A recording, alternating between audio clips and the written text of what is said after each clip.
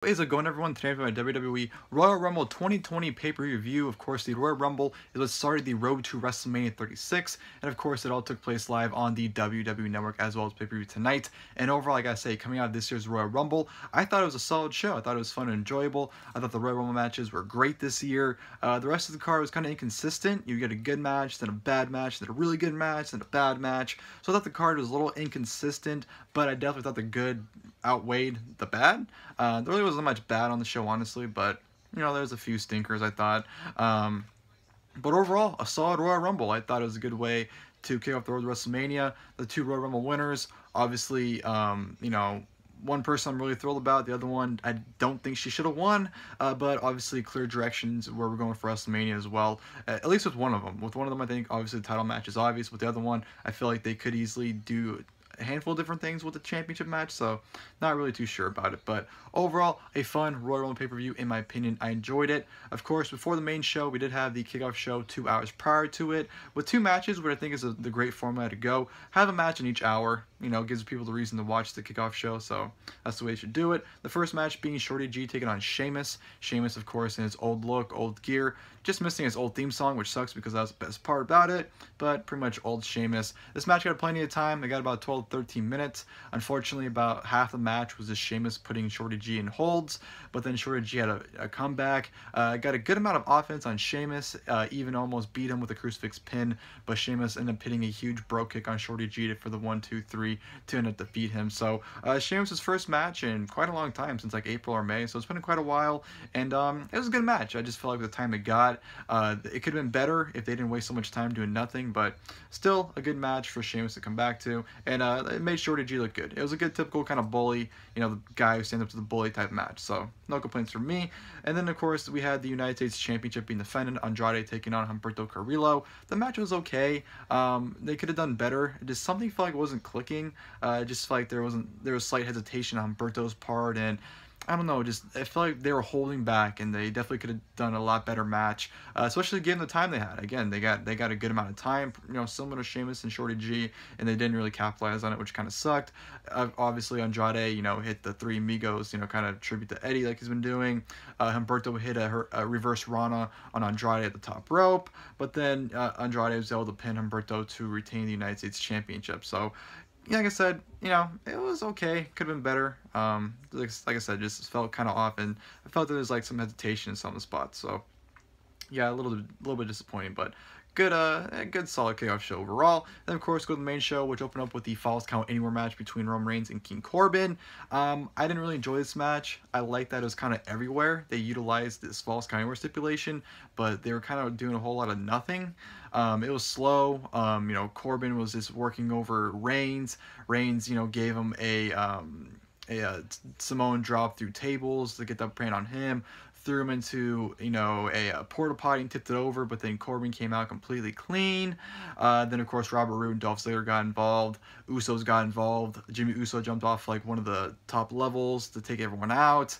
Reigns had to come back on Corbin. Corbin chokeslammed through the announce tables, and then Reigns ended up hitting a huge spear onto the top of the dugout to beat King Corbin. So finish was kind of cool with him spearing him onto the dugout to get the win. But the match itself, like I said, I didn't really enjoy it. I thought it was too slow, and just, I don't know, I couldn't keep my interest in it. I like the idea, what they were going for, but it just was not utilized very well, if you ask me. So, yeah, not the best way to open the show. And then, of course, we go to the 2020 Women's Royal Rumble match. Alexa Bliss and Bianca Belair started the match. Mighty Molly was in it. And honestly, in terms of the surprise entrance, we didn't get a whole bunch. We got like Kelly, Beth Phoenix, who Beth Phoenix had an outstanding showing in this match, by the way. She busted her head open, and she went through like a champ. The cameo by Santina I thought was hilarious, you know, especially the interactions with Beth Phoenix, going back to WrestleMania 25, you know, in Houston, you know, as well. So that was great, you know, callback to that. Just a very fun match overall, but the thing is, you just knew, you know, that pretty much everyone had no chance of winning. There's only two people in the entire match that, you know, when it was all said and done, all 30 people came out. I was like, okay, those are the only two people that ever had a chance of winning it. That being Shayna Baszler and Charlotte Flair. And of course, obviously one of them winning. They were the final two. So yeah, no Sasha Banks, which I guess she's injured. That's kept her out of the match. But yeah, it was very fun. It definitely improved from last year's, but I wouldn't say as good as the first one. So definitely we got a solid Women's Royal Rumble match. Like I said, Bianca Belair had a great showing. 8 eliminations in the match for over 30 minutes. Shayna Baszler came out number 30 and had 8 eliminations very, very quickly. She just came in and pretty much cleared house. And came on to her and Charlotte Flair. And she had the win pretty much secured, but then Charlotte kind of countered it, flipped her outside to win the match. So Charlotte Flair is your 2020 Women's Royal Rumble match winner. Not a fan of it. Definitely think Shayna Baszler should have won, but you know, Charlotte winning it.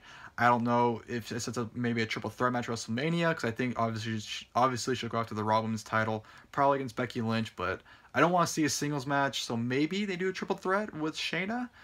Given the way the Rumble match finish happened, or maybe, you know, Ronda comes back and they do a rematch from last year's WrestleMania again.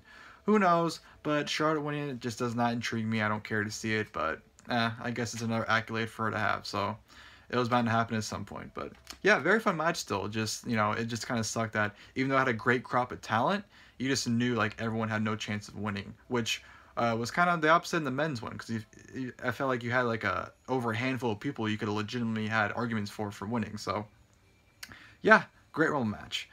Speaking of the women, we had the SmackDown Women's Championship. Bayley, of course, defending against Lacey Evans. Not really much of a match here. Bayley hit a elbow drop early on for a great near fall.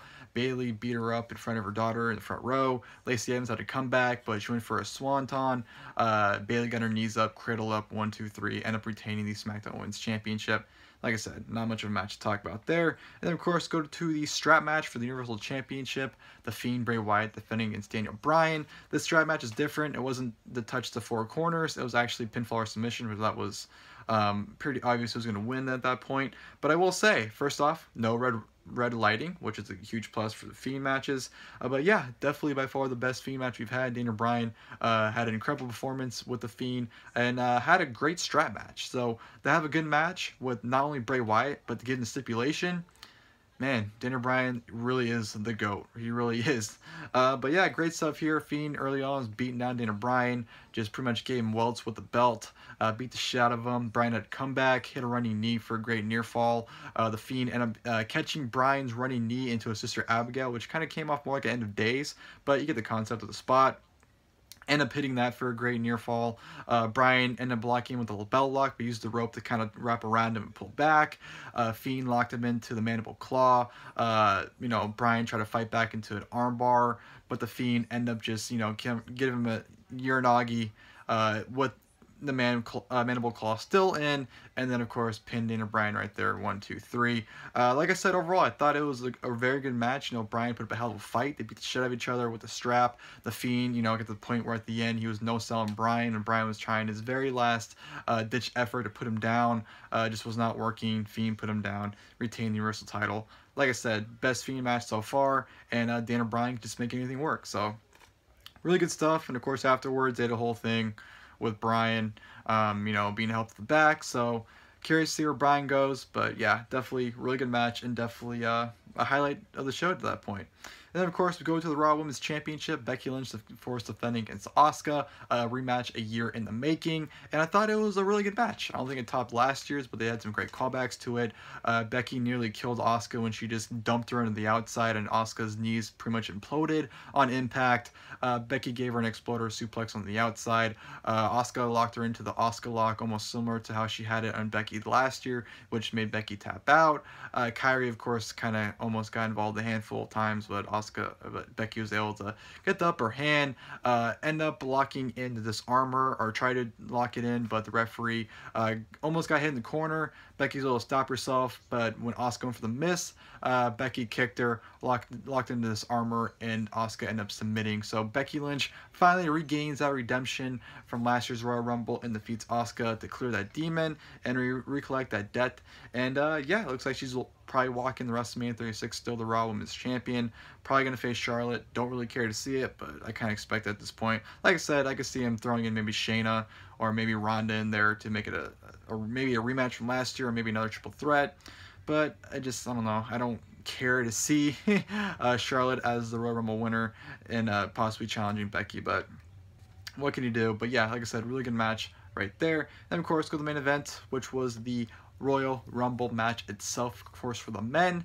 And I thought it was very fun. I thought it was a great match. Match of the night, if you ask me. Better than last year's Rumble, but not as good as 2018's. Kind of almost at that level, but yeah, just the way it was booked, I thought it was very entertaining. Of course, Brock came in number 1. Elias came in number 2. Brock just cleared house. He eliminated pretty much everyone that came out. The only time he got pretty much worked on was when Ray, Kofi, and Big E came out. They worked on him until he eliminated all of them. And then Keith Lee, he came out, and him and Brock had an awesome exchange. MVP was a surprise entrant. You know, Shelton came out, and they tried to pretend to do a partnership before Brock threw him out. Brock's reactions to half the people coming out were worth him starting the match alone. And then, yeah, people started piling up in the ring. Ricochet came out. Brock threw him out. McIntyre came out. And then Ricochet low-blowed Lesnar. And as Lesnar was like, oh, shit, McIntyre Claymored him. And Claymored Brock right out of the fucking ring.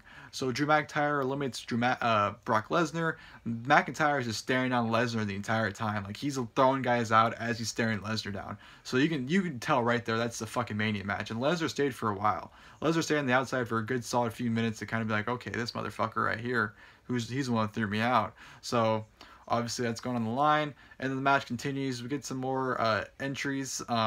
Edge, fucking 21. Edge, of all fucking people. Never did I think he'd make his return to wrestling. Never thought he'd be cleared again. But Edge was in the Royal Rumble. He made it to the Final 4. I think Final 3, actually. So that, man, just thinking about it. Chills, goosebumps. The moment that music hit, I couldn't believe it. See him in the ring hitting spears, couldn't believe it.